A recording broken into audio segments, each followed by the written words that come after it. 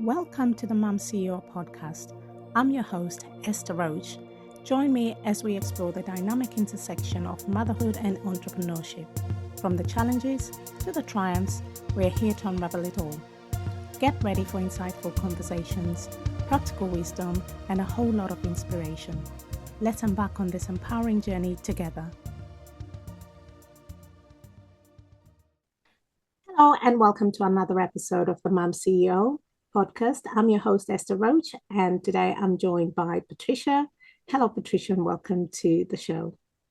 Thank you so much for having me. No, you're very welcome. So for the benefit of the audience, I know you're at 9 a.m., I'm at 2 p.m. in the afternoon. Please introduce yourself, where you are and what you do. Sure. So my name is Patricia Talavera. I am located in Maryland, but for most people, Washington, D.C. probably sounds more familiar. So I'm in that general area. I've been an entrepreneur for about 14 years now. I started out in web design, and I recently decided to pivot my focus to coaching military spouses who have started a business, but had to take a pause or have had a drastic change in their life and now need a little support to regain the momentum in their business. So it's called Male Spouse Momentum. Well, that's quite an interesting shift there, because I do know that from your other business with obviously the web design, you also focused on assisting military wives. Why military wives? What's the draw to that?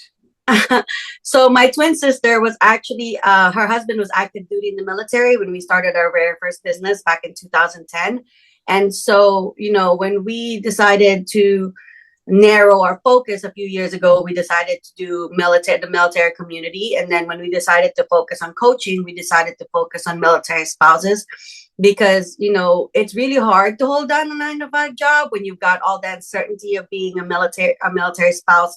And especially with the pandemic where everybody's like, oh, my job is safe. No, it's not. I need to create something on my own terms. It just really drove home the need for something like this. And so me and my sister had already been doing like coaching and mentoring through nonprofits that serve the military community. So we were looking for a way to shift our services. It just made sense to lean into that because we found that we really enjoyed the process. Oh, wow. So that's really, an interesting sort of take, and obviously a need within the military staff. So I have, my husband was in the army himself, but not before I met him. But I understand the challenges, obviously, as military spouses with regards to obviously husbands, or even if it's the woman who's being deployed somewhere else. Mm-hmm. Right. Where does your support lie in with all that disruption and what's happening? Do you find that it's generally fairly straightforward, or you still are able to connect with those women? So we launched the business earlier this year, but we've had life basically happening. So we haven't been doing any hardcore promotion of it or anything like that. And we're looking to officially launch it next month. But actually, we're having an interesting conversation with somebody yesterday who is also a military spouse, her husband already transitioned, but she's still a military spouse.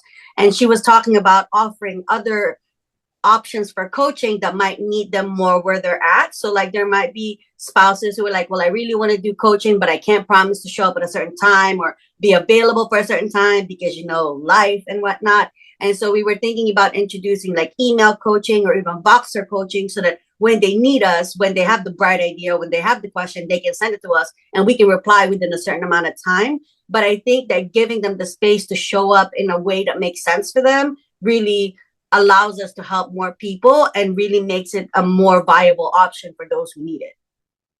Yeah, and you've hit an interesting point there of, showing up when they actually need it and when they can, because it can be quite challenging with the time and the juggle, which I want to find out from yourself, being a mom of two. How have you found balance? How do you manage, the business side, because you've done business for a long time? How do you juggle the two?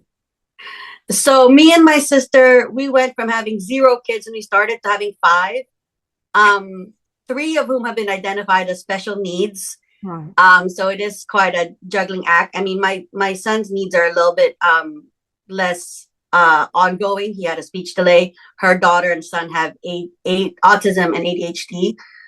So it is an ongoing thing to try to manage everybody and everybody's needs.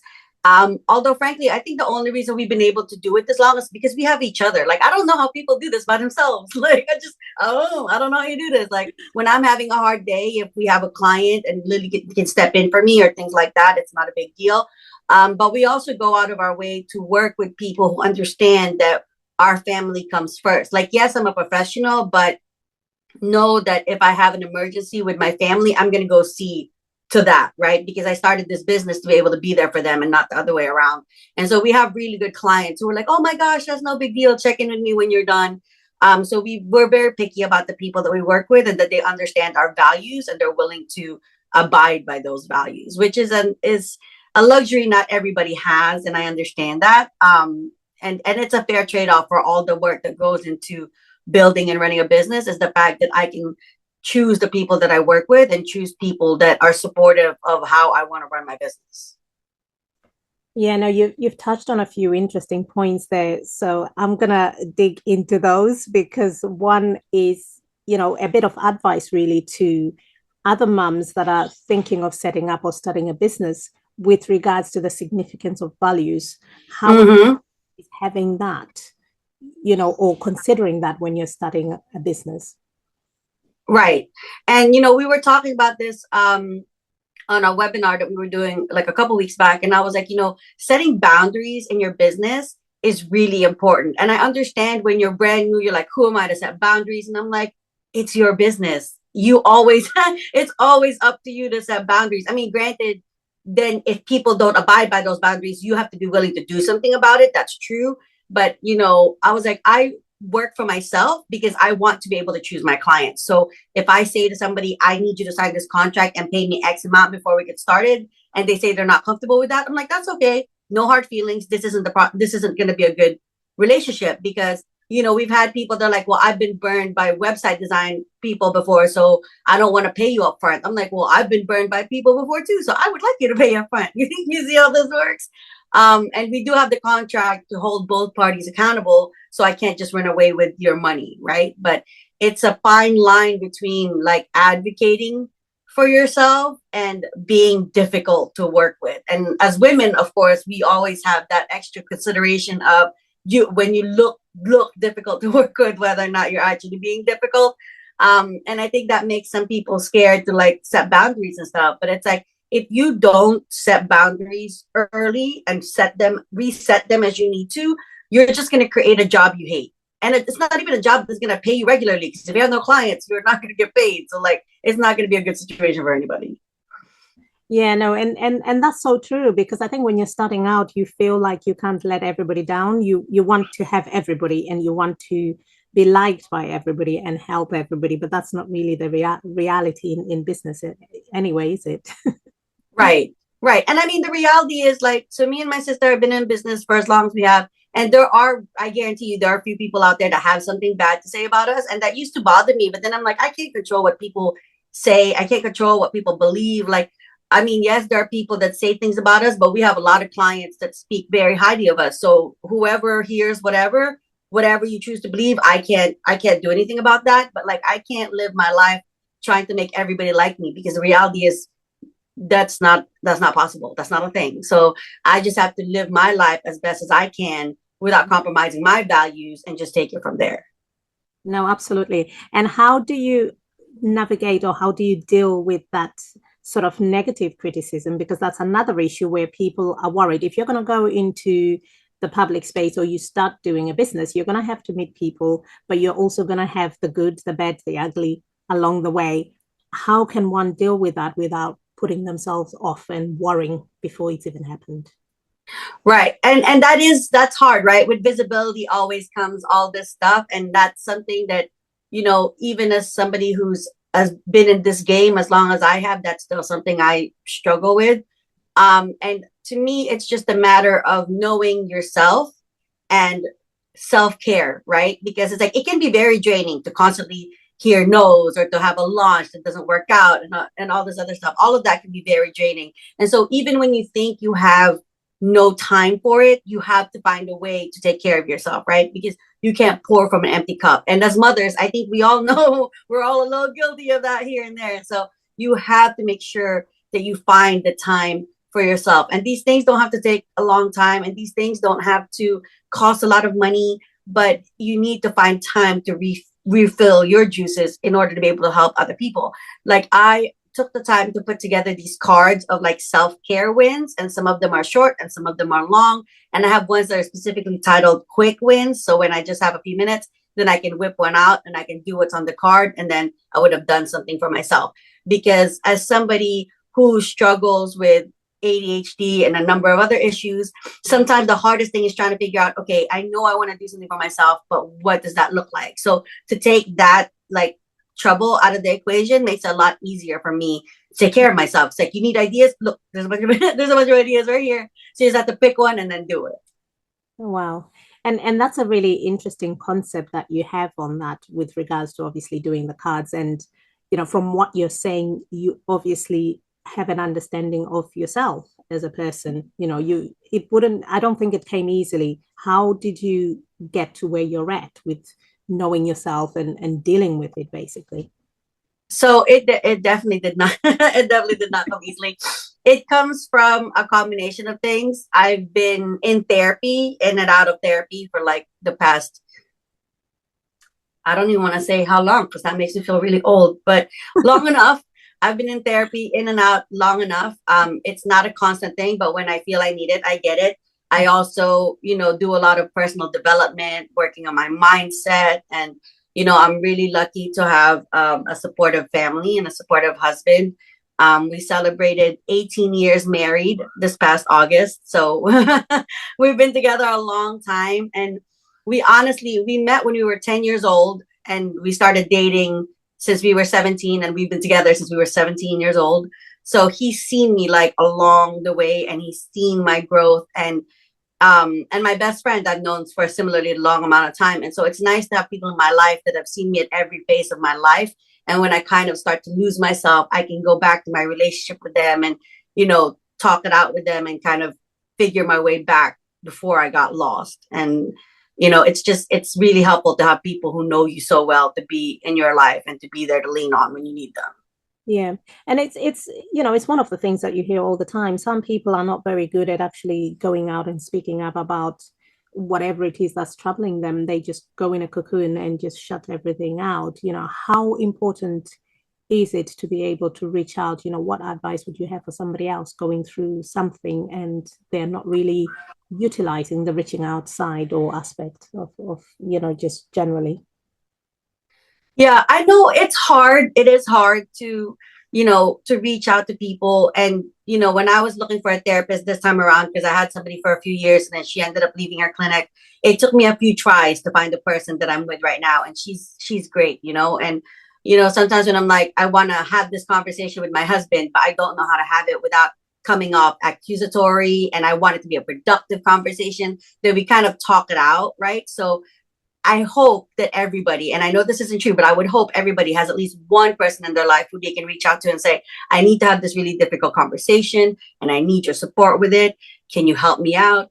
And if you don't, then that might be where you need to find a professional. But, sometimes it just helps to have somebody who isn't involved in the conversation. So there's no like emotional charge to it, to kind of talk it through. Like one of the things that I've been working on is expressing to my husband what I need from him, right? Because he's always like, well, why don't you just tell me? And part of me would be like, I shouldn't have to tell you, but it's like, he's not a mind reader, and it's really not fair. And because things change, right? Like some days I'm okay, and some days I need a little bit more support. And so I can't expect him to be a mind reader of like my constant back and forth, because that's not fair to him, or to keep him guessing. So sometimes I have to say to him, look, I had a really hard day today, and I just need time to myself tonight. I don't care what you feed the kids. It could be McDonald's, it could be pizza. I literally don't care. You don't even have to clean up afterwards. I'll do that in the morning, but I need time to myself tonight. And he'll be like, okay, I get it. So, it's just about knowing what you need and then finding a way to communicate that to the people that can support you the most.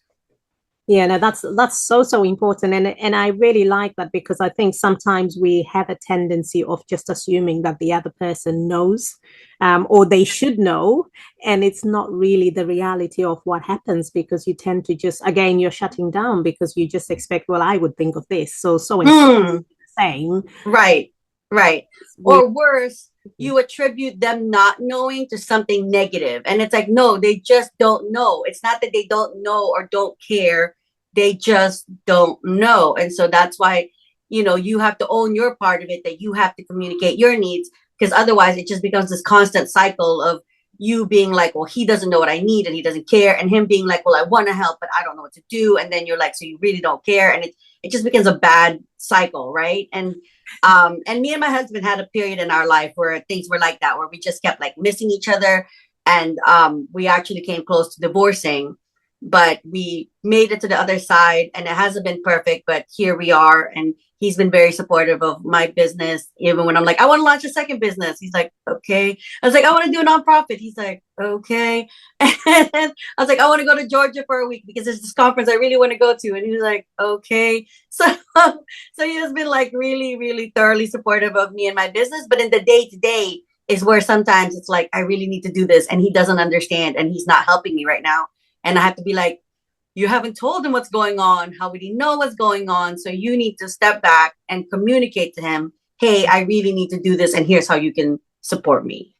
yeah, no, I absolutely, I love the honesty on those particular aspects, because to be honest, I think sometimes there's not really like massive issues, but they can get bigger because you're not really addressing them, and the small things just build up and build up until it explodes one day. So it shows how important it is to be able to share and speak and obviously ask. Right. Another aspect, I'm a mom as well, like yourself. Sometimes I think you feel like because you're a mom you have to do everything, and everything has to be super duper perfect. And you shouldn't ask for help because that means you're weak or you can't manage or you're not coping as a parent.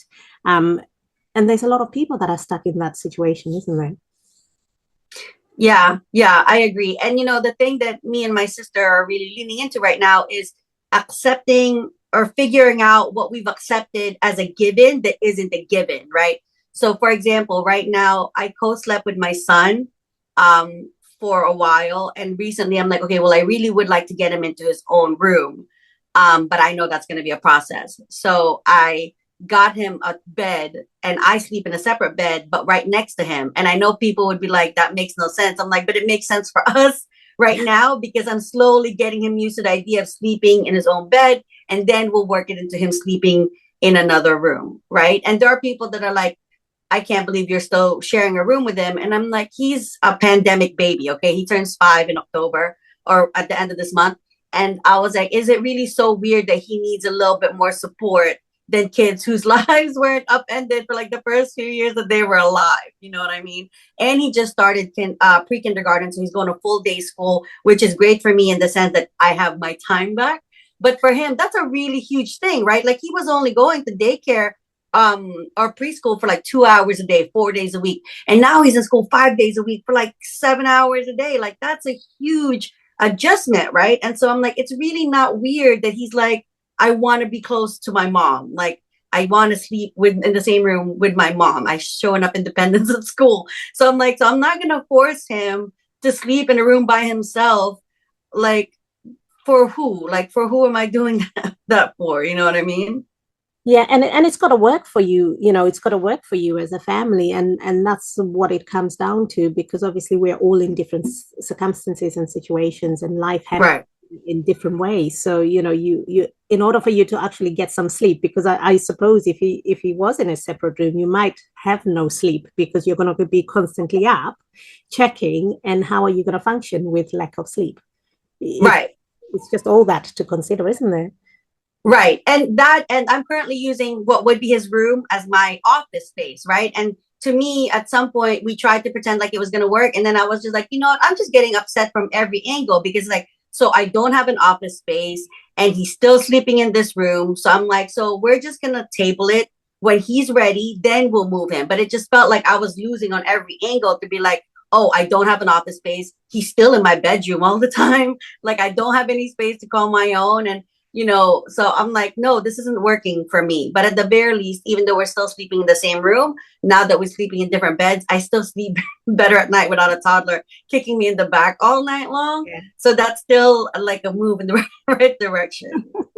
Well, it's progress, isn't it? So Yeah, it's progress. moved on to the next stage.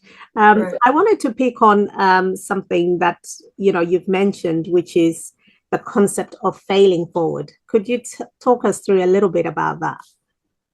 So I think, a lot of people are afraid to start a business because they are like, I'm afraid of failure. And it's like, okay, well, first of all, failure is a part of the process. Like it is. You can talk to people who make millions of dollars and they're going to tell you, even after you found success, failure is still a part of that process. Like success is like a roller coaster, right?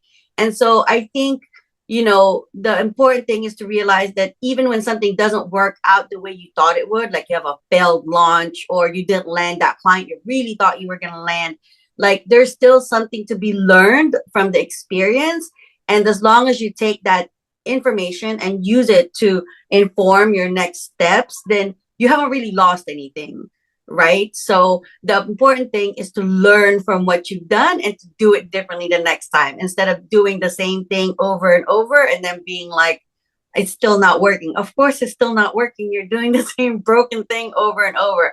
Like I've had people who'll tell me, oh, I don't need to hire a website designer. I can do it myself. I'm like, okay, that's fine. Have a nice day. And then a year later, their website still isn't up because they don't have time to do it. And I'm like, this could have been done like months ago if you had just invested the money, right?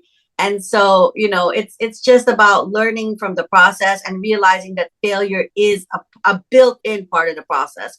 And as long as you've learned from it, then it's not a waste of your time. Yeah, no, that's the point on, on that one. And it leads me on to my next question, which is obviously, you're talking about the whole failing and being part of the process, but how do you stay motivated and sort of bounce back from certain things if you have any setbacks and stuff during, with any business, we do get them, but how do you deal with it? Yeah. So it's hard when you're like, so I put this whole thing together, I was gonna launch it, and then that didn't work out the way I want. So now you're in this space where you're like, I don't know how to move forward from here. And yes, a lot of people have found themselves in that situation. And that's mainly why we wanted to target our coaching into that, kind of situation. And I think you could handle it a number of ways, right? To me, if something doesn't fail, I have to be like, okay, so is this it needs a tweak, or is this I don't want to do this anymore? Because for one thing, if it's no longer fitting you, then don't do it. Like that's okay. Like, and people will, it's that whole sunken cost fallacy where you're like, but I already did all this. Okay, but maybe it didn't make any sales because you don't actually want to do it. Is that the case? So if that's the case, we accept that and then we look to our next idea. If it's that, no, I really did want to do it, but I didn't promote it enough. Okay, well, why didn't you promote it enough? Did you not have the resources to promote it? Do you not know where to promote it? Or is it a mindset thing? Are you all up in your own head about promoting it? So if it's a mindset thing, then you go back and work on your mindset. I can do this. This is why people need this. I just need to put in front of the right people and, working on that whole thing. So it really depends on like why something failed and why you find yourself in the position that you do.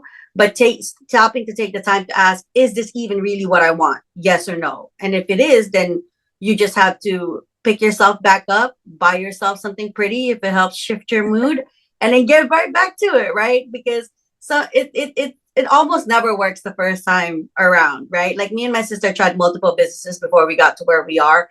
And, again, it's all part of the process. But if you find yourself thinking, I can't do this, why do I even bother? It's like, okay, step back and think about why you're even doing this Yeah. and see if those things still align. And then if they do, proceed from there. And if they don't, stop what you're doing and reassess where you're really at, where you want to be, where you want to go, and then make all your decisions from there. Because when you know those things, it's so much easier to say yes to the right things and no to the wrong things rather than playing it by ear. And you'll be like, I don't even recognize the space that I'm in anymore because I didn't do anything with intention. Mhm. Now, that's some really great advice there because I think a lot of people get stuck in there and you kind of, if you lose your why along the way, then it's probably time to stop, because like you mentioned earlier in the conversation about your values, especially with having your family come first and your clients are aware of that, there wouldn't be much point you carrying on if you were now compromising your family because Mm, the business, it's the other way around. So it's almost like you're forgetting why you even started. Why did you want to run your own business, for instance? right, right. That's really, really incredible. I just want to touch on obviously your coaching side, so you can let the audience know basically, what you do. Is it mainly just the military wives you work with, or are you open to working with other women? And obviously you do it with your sister as well, so you can tell us a little bit about that. So, in terms of our coaching, we're actually in the process of reviewing our packages, because originally we were focusing on kind of helping these business owners clarify their vision for like the business they want to have. And now we're thinking that we're going to be taking a different approach. So, depending on when people are seeing this, you can check out our website for the new packages. But so we do focus on military spouses. But honestly, like I'm happy to help like any woman that could benefit from our coaching. And there's not really anything in our process that's going to be like specific to the military to the point where anybody who's not affiliated with them would be like, this doesn't apply to me at all. But for the purposes of marketing, we have to narrow the audience. But I'm happy to help anybody who feels like they would benefit from working with us as coaches. Oh, fantastic. And is your website live already, or will it be live? Yes, the Okay. website is currently live, and we'll be tweaking it this weekend with the new packages. But as of right now, it's live. Okay. And do you mind sharing what the website is called and everything so the audience can connect with you? Sure. So it's Milspouse, MILSPOUSE, momentum, just like the word momentum.com. Oh, fantastic. And have you got anything exciting coming up with obviously the coaching and stuff? So we are looking to launch the new coaching packages, but we are also looking to launch a membership, right? So a few of the people that I follow, they have really great membership programs where you can get like ongoing accountability and support. And, the specifics of that haven't been selected yet, but I am really excited about getting it going within the next couple of weeks. Oh, fantastic. And how exciting is it to work alongside your sister? I mean, honestly, it's hilarious, but probably only because we're so much alike. People are like, I couldn't do it. I'm like, yeah, we're a special blend, I think. And we work really well together, and we've done really well with keeping the business and the personal separate, so we're not like letting it bleed into each other. And we've always had the rule, if you wouldn't say it to somebody you're not related to, you don't need to be saying it to me, whether you're talking about business or personal. And so we've both really abided by those rules, and I honestly think that's how we've gotten here. Oh wow, it sounds like you've got such an incredible relationship really with your sister, and always important for business as well, isn't Yeah, it has its days. it? It has its days. Yeah, but you're still there. You're still doing it. Have you Yeah. got any sort of more words of advice to other mums who are obviously looking at setting up and balancing the family life, basically? Any points? I think the most important thing is that you need to get out of your own way, right? Figure out what you want to do, figure out how you can feel supported, and then do your best to reach out to make that happen. And I'm not blind to the fact that people have different resources. Like I'm really lucky that me and my sister live near each other, and that our husbands are super understanding when we want to disappear for days to do like a launch or something like that. So I'm not blind to the fact that people's resources are different. But I think with the advent of the internet and the way you can connect with anybody and all the digital products that are out there nowadays, like there's a lot of ways you can get support from that did not exist when I started my business at all, right? And so I think the first thing to do is to be like, okay, this is what I want it to look like. This is what I need to make it happen. So what can I do towards that? Like, even if it's a little bit at a time, right? But I just think that if you really want to start a business, if you really feel called to have a business, that the biggest thing that will ever be in your way is you, and what you tell yourself isn't possible. Yeah, no, that's so great. Thank you so much for sharing those nuggets. I'm sure the audience is gonna relate to some of those things because I think sometimes we do need those reminders and we do need Hmm. a bit of a kick to kind of say it's okay. Yeah. Yeah, You exactly. can give it a go and you can try.